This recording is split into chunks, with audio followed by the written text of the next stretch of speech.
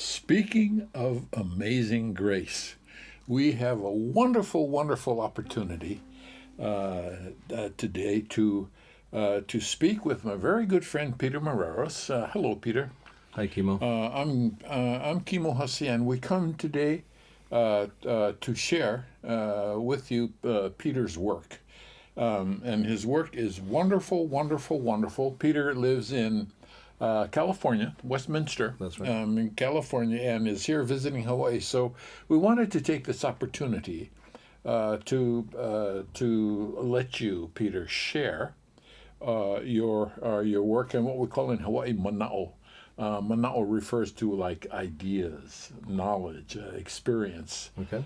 With regard to not only your ukulele, but you as a person and what you do. So let's begin, Peter, by by having you tell us about this ukulele, and then we'll just go from there. Okay. As you describe this ukulele, I'll turn it and face it. So maybe we can start with the top and the front. Absolutely. So this one is a 1 out of 3 that I made with this theme. Uh-huh. So I use a very special soundboard, which is ancient spruce. It's a Sitka tree that was found buried in ice in Alaska for over 3,000 years. It's been carbon dated. Wow. So it's actually dated at 2,850 years. Wow. How'd you come to know about this tree? Yeah, I found that maybe 10 years ago Got it. for guitars, and then eventually Got got some for ukuleles too. Okay, keep going. This is a wonderful top. So, it's a beautiful top. It's got a lot of shimmer. It's very sparkly. It's got a lot of petrification. It's beautiful sound. It's just a beautiful top. It's one of my favorite woods.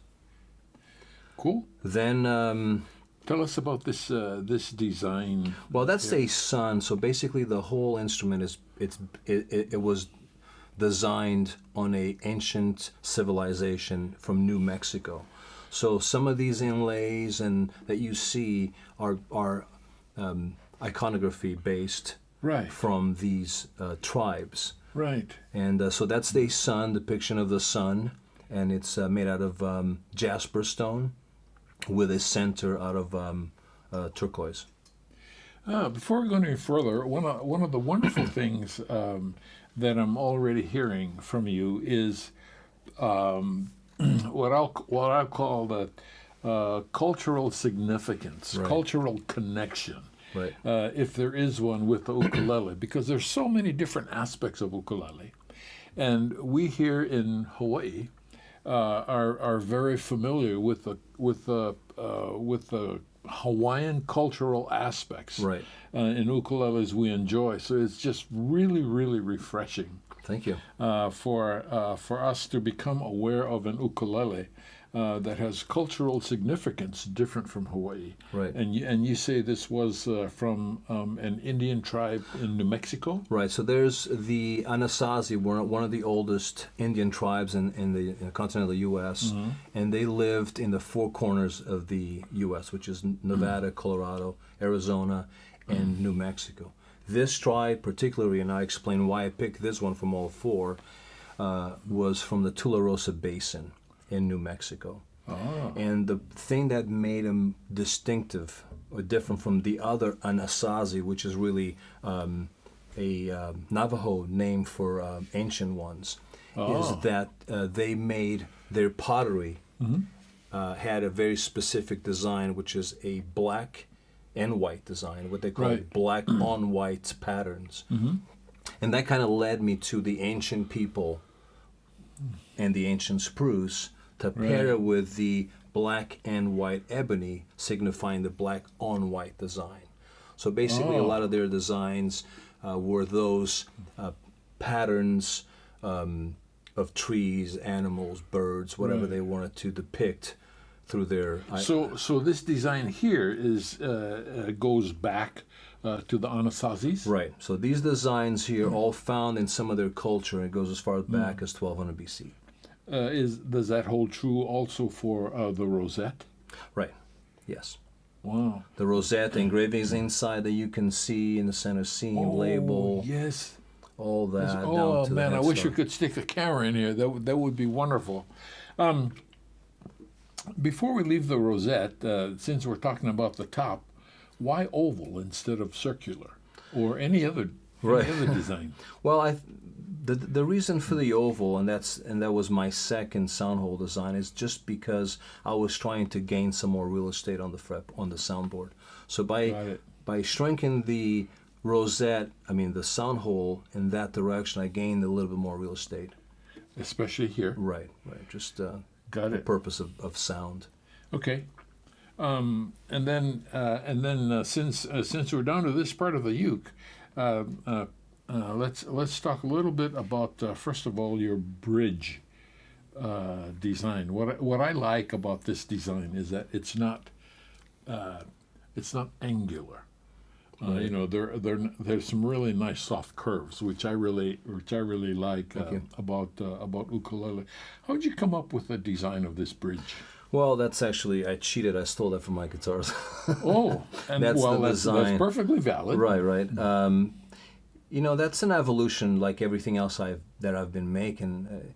And my first guitars that I started in 2003 kind of resemble something like that. And throughout the Right. years, I kind of like refine it a little bit to have that shape. Right. Right. Okay. Tell me. Low profile. I wanted to have something that's low profile, Yeah. low mass.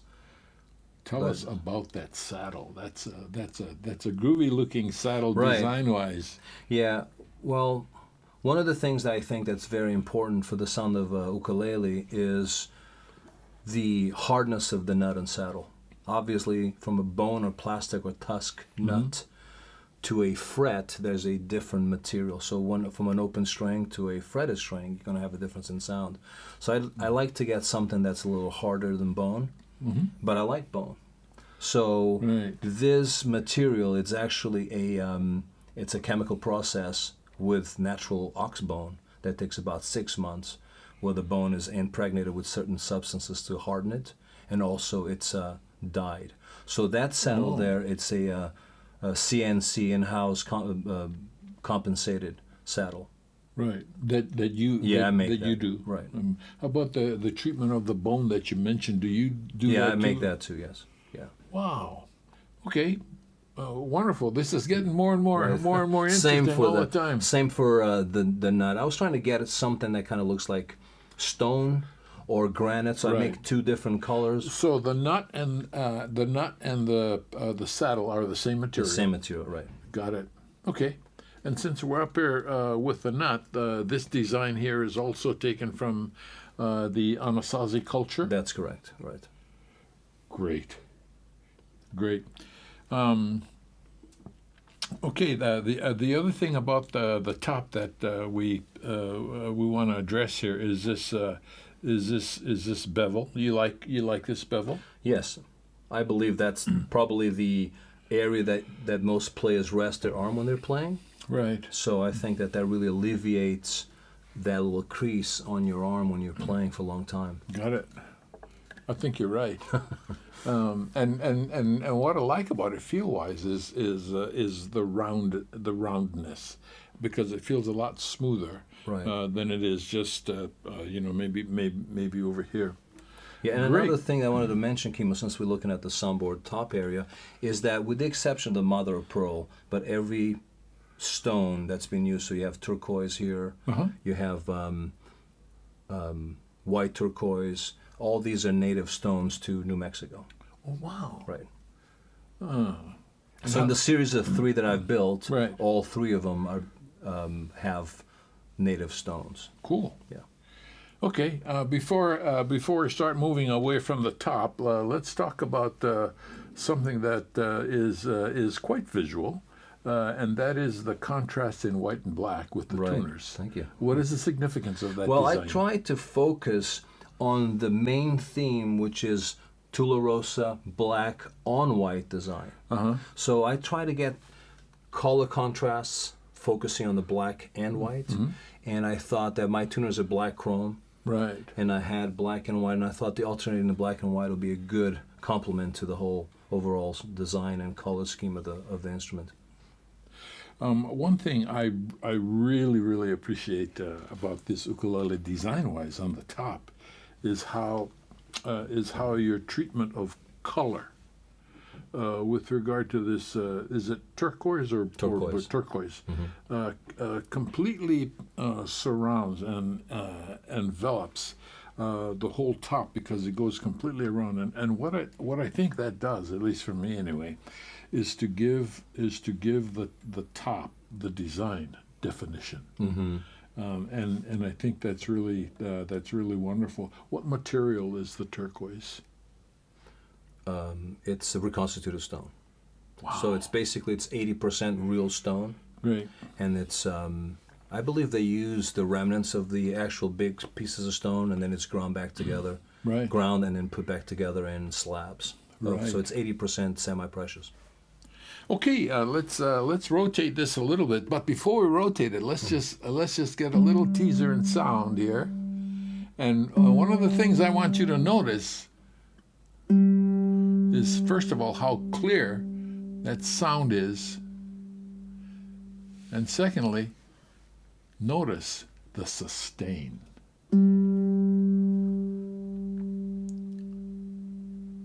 It's still going.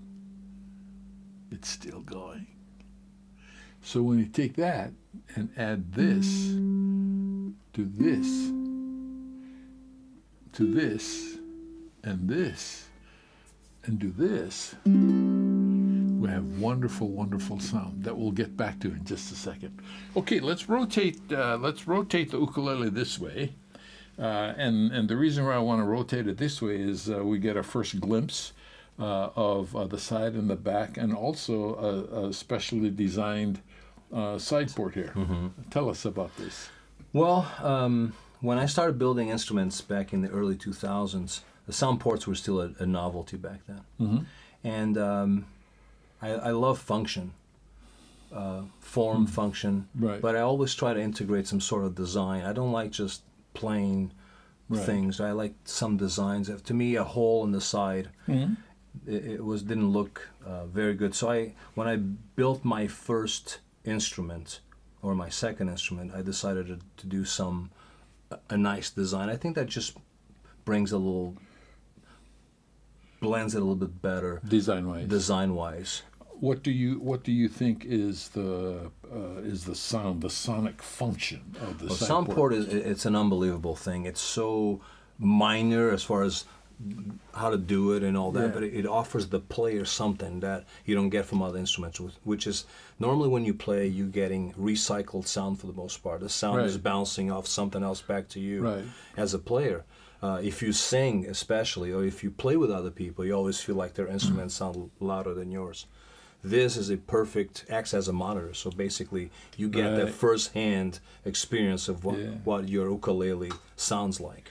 I love that, and I've always loved sound ports. Right. So while we're here, tell us about the wood, because the sides and the back are the same wood. Tell us about this wood. Well, that is a black and white ebony. It's a wood that grows mainly Getting back in Laos. to the black and white theme. Right, and that was one of the things that I wanted to tie in together, the black and white.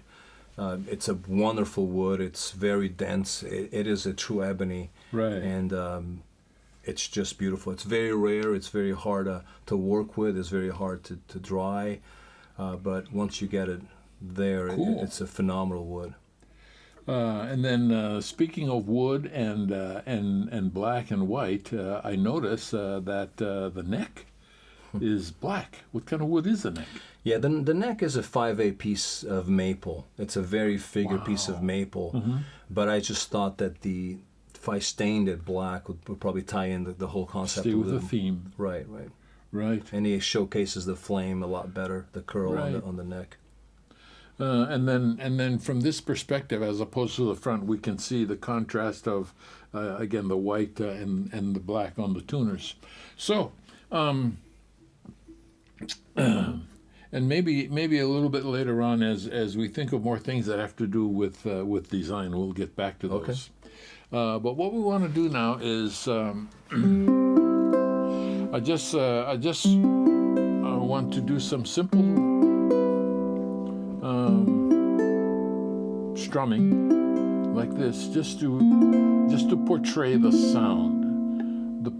This every uke has its own personality of sound, and I want to do that and share this sound with people, because the reason why I want to do this now is to tell you that the action on this ukulele is phenomenal. It is feather light.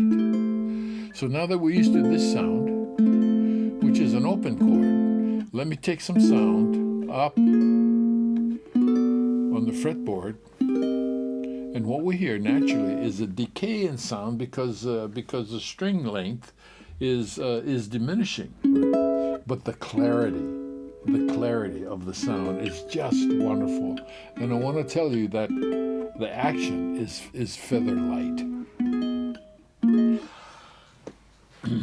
How do you assure, or how did you come to input on this ukulele action that's just so wonderful and light? Well, I have my little gauges. I like to be at a certain height from the 12th fret. I think that's a comfortable place to play. Mm-hmm.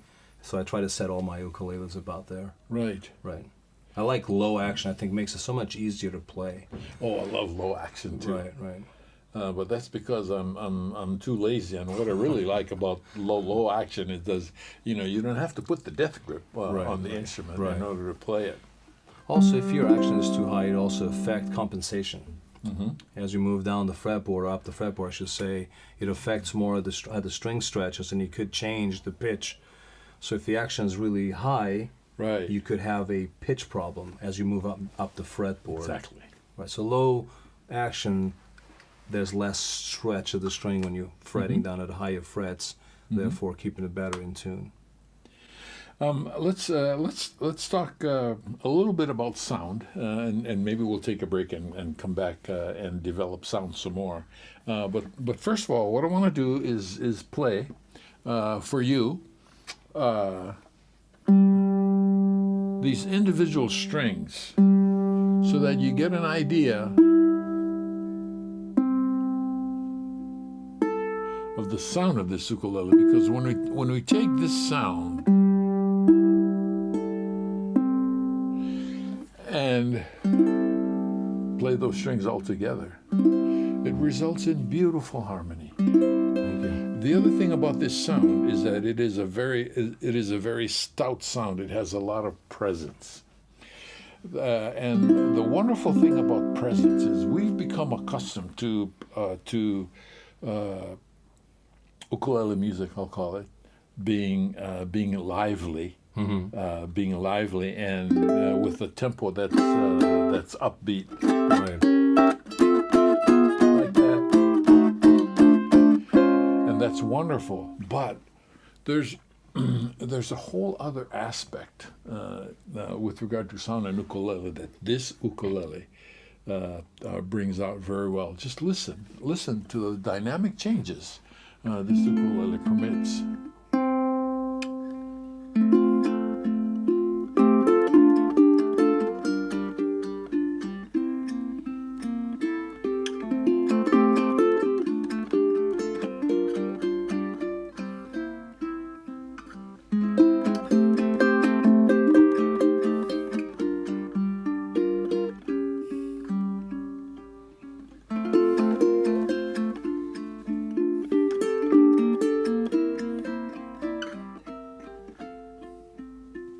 So, we've got strong sound, soft and beautiful, which means the dynamic range of this ukulele is incredible. Thank you.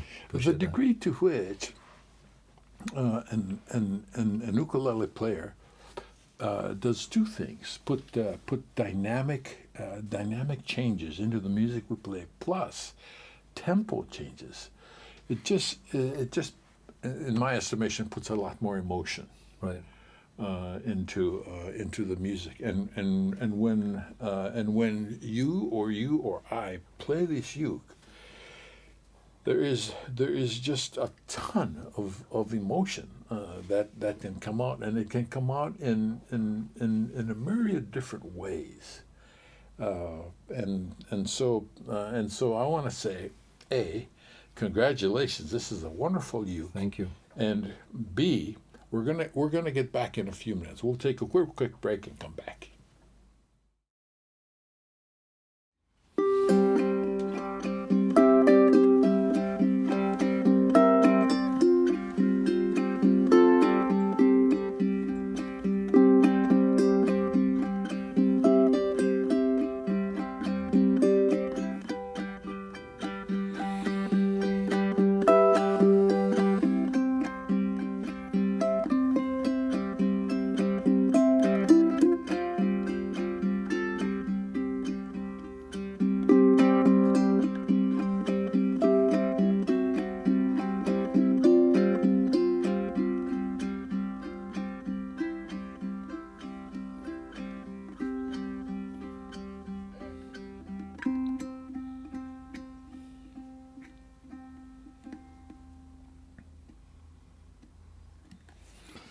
In this ongoing discussion with regard to Peter Marreiros and the ukuleles that he makes, and we're portraying that through this specific ukulele, we want to talk about sound.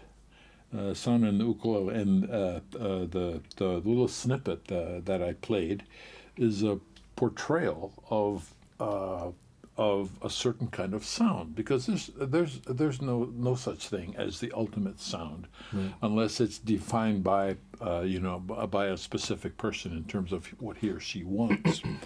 But in the piece that I just played, I played what are called open fifths a lot, to almost give it kind of a bagpipe sound. Chose Amazing Grace to kind of give it a somewhat ethereal sound, mm-hmm, and the uke responded beautifully. Thank you. One of the things I also did was to change dynamic in real time and change the tempo in real time, and in all of those the ukulele responded magnificently. So let's first talk about sound from the standpoint of how I would describe the sound, and that is, it's a sound that's more low and mellow, mm-hmm, as opposed to high and bright, which generally one gets from like a high G tuned uke, mm-hmm, and perhaps with different kinds of strings on it. Right. And it's not a matter, low and mellow versus high and bright is not a matter of good or bad. It's a matter of personal preference. Matter of taste. Yeah. And so I kind of like low and mellow. In fact, I love low and mellow, and that's all that I have played. Let's talk about your preferences in sound, mm-hmm, as you tried to put into this ukulele. Okay, so obviously, just like you said, it's a matter of taste, right? I personally, and I've been striving to have a certain type of sound for the past, 20 years almost, and I think a warm sound sounds to me more woody. You can get a bright sound out of a bunch of different materials, uh-huh, but to get that tone, that wood tone, uh-huh, it's more, to make it sound more like wood, to me it's a little warmer. I'm with you on that. So I just like something that has some body. I think brights can get lost more easily, mm-hmm, than lows. Mm-hmm. So a mellow, warm, and when I say mellow, it doesn't mean low volume. It just means that warm and woody. Right. That like tone, that. I like that. And it's something that when I started building ukuleles, and like I was telling you earlier, I've built a bunch of different ones, and I tried a bunch of different bracings because I was looking for that sound. Right. I like something that's warm, that fills a room, and that's kind of like what I was striving for. Let's try to approximate warm and woody, and then we'll go on from that. All right.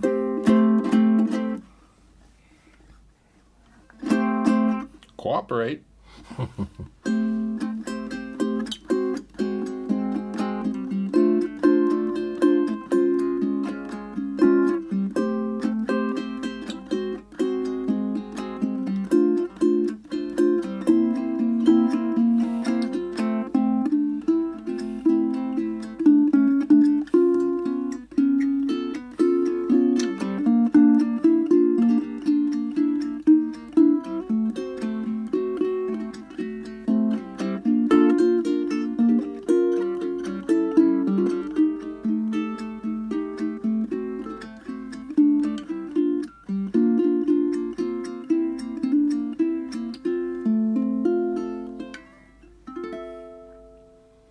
Nice.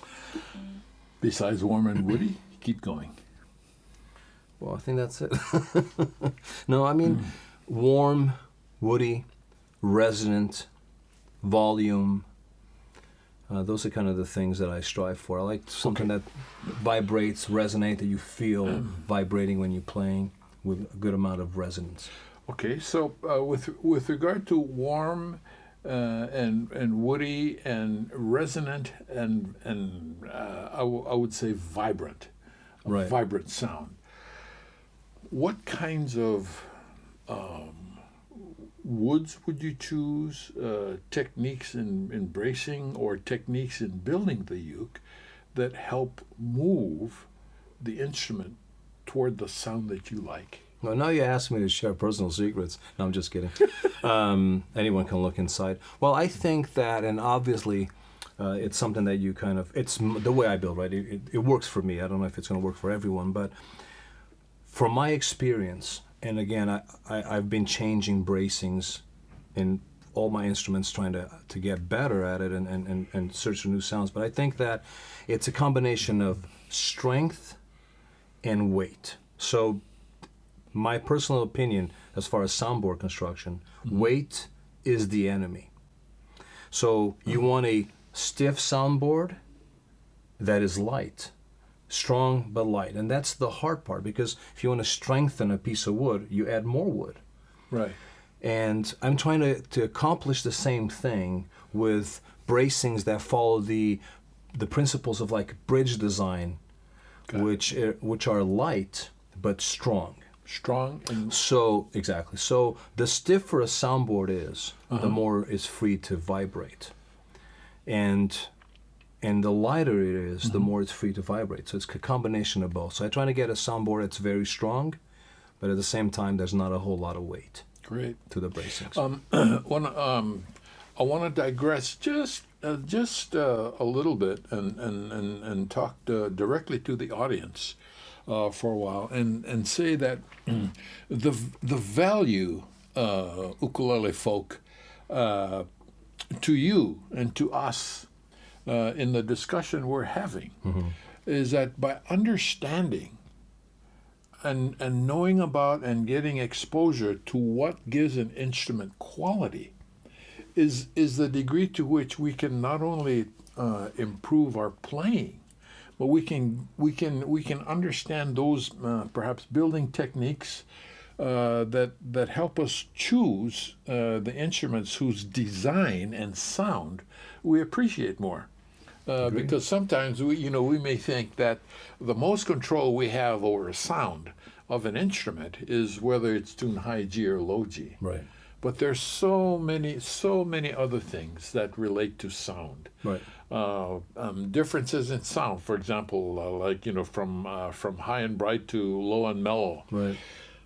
Differences in sound that can result from different tunings, like high G or low G.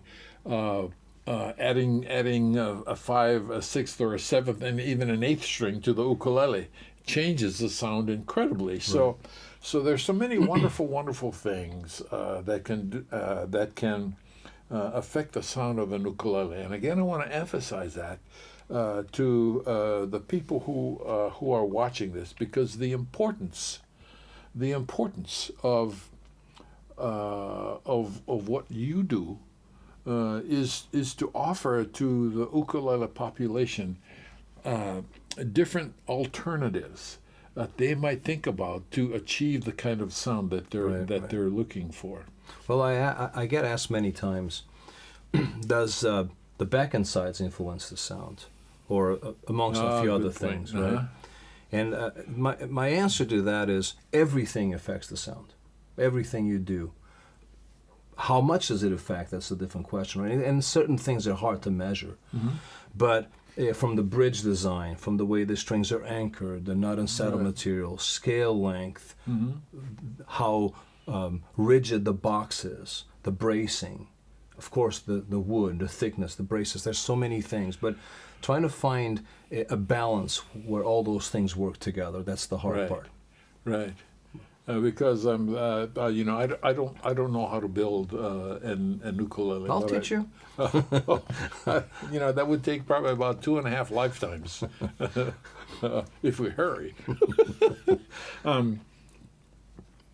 Anyway, back to sound. You know, one of the things we've not done with this ukulele is play something that's maybe more upbeat and lively, or something that maybe comes from jazz, because we're accustomed to hearing that in ukulele, fast, right? And there's absolutely nothing wrong with that. But the degree to which we put quality in the instrument is the degree to which we can ask the same instrument to do different things, you know, with regard to sound. So let me play something that maybe is a little more lively. Let's hear it. I'm trying to think of it. Okay.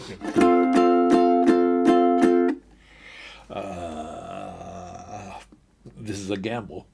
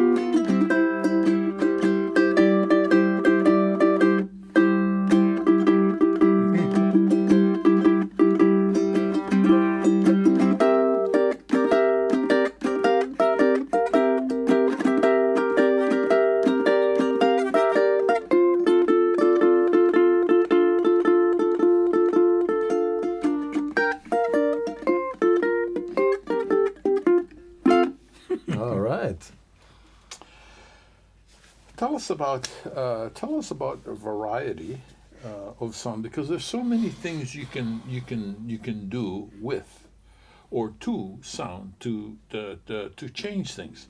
Do you think that your ukuleles are versatile in terms of different kinds of sounds that can produce, or do you design them to really emphasize warmth and woody, like you talked about?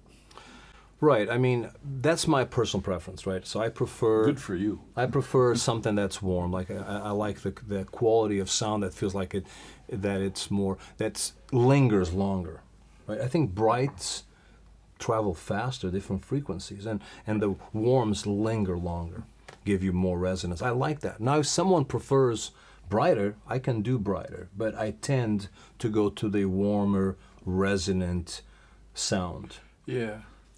What I really appreciate about a warmer and resonant sound that's played at a tempo that's not frantic is that it provides the ukulele opportunity to breathe. Right. Rather than us as players trying to force the music, right. Out of the instrument. Because when you have an instrument of this quality, it's very, very important, I think, to let the instrument breathe. No, I agree. You should be able to hear every note separately, not just a blend of everything together. Just every note speak for itself. Yeah.